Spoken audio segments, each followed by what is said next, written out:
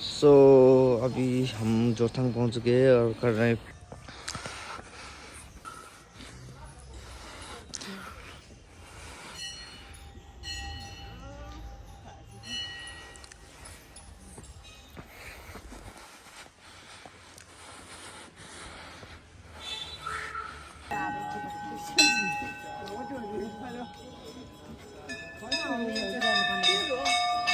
là nó cao khá sao cũng nhà lắm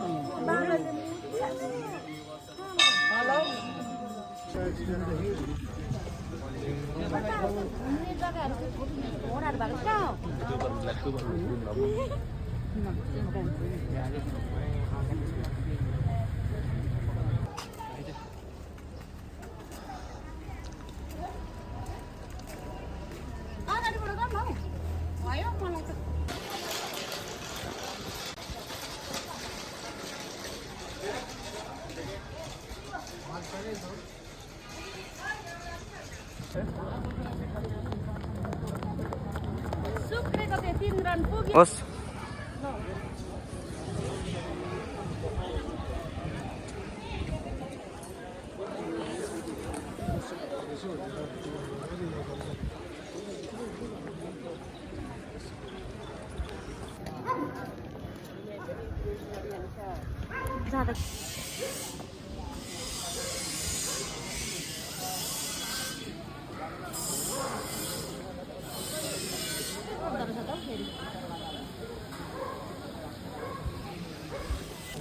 hello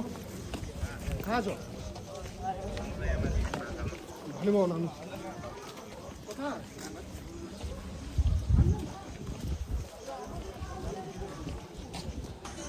जान्छ त्यसो गरिहाल्नु के रहेछ वास के अरे टावर वास टावर गएको है हामी चाहिँ अब हो त्यहाँ गएर चाहिँ एकछिन रमाइलो गरेर चाहिँ घरतर्फ लागिन्छ साथीहरू यस्तै छ आजको हाम्रो वास टावरतिर लागेको आजको यस्तै छ है हाम्रो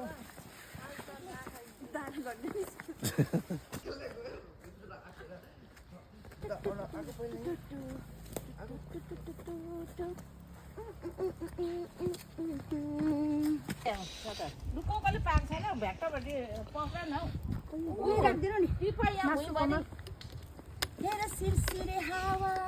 अचार छ त्यहाँनिर छिसी गरेर खानु है सासु सुसु गर्नु है आमा अरू खाइसकेको थप्यो यहाँ आज चाहिँ हाम्रो सेलरोटी है बफको कर्ची मर्ची सेलरोटी नानाले बनाउनु भएको चिप्स है यहाँ अचारहरू फ्राइड राइस पर्क चाहिँ उयोसँग छ सागसँग होइन के पोसँग टुकटुकीसँग छ है यति मिठो भएको छ सबैजना देखि मुमालाई पनि देखा कोमालाई पनि म त यहाँनिर नामै खाएको छुइनँ अहिलेसम्म र पनि यो कर्ची मर्ची र यो बफको कर्ची मर्ची र सेलरोटी चाहिँ यस्तो मिठो भएको छ आम्मा खानै बिर्सेँ मैले त रिङ्गाटो लाग्छ रिङ्गाटो लाग्छ कुदाको यस्तो खाएला गाइस मलाई भन्ने बेलामा उता लान्छ ऊ अरुणले चाउमिन खाँदैछ ऊ पर देखाइदिए अम्म तर गएर खाएको दुई खेप खाना थपेर पनि पर्क राइस अब मटन राइस भनौँ भने त हामी राई खाँदैनौँ मटन त है त्यस्तो छ आजको है एकदम मजा आयो घुमेर कहाँबाट आयो हामी होइन दार्जिलिङमा पनि हामीले खानासाना खायोहरू आएर पनि फेरि हाम्रो खाना पनि खानुपर्ने हामीलाई चाहिँ है यस्तो मिठो छ अब यहाँ माथि चढ्नुपर्ने छ यता ऊ तपाईँ कोमाले देखौ कान्छु कहाँ गयो रोटी पनि उब्रेको सुक्खा रोटी पनि छ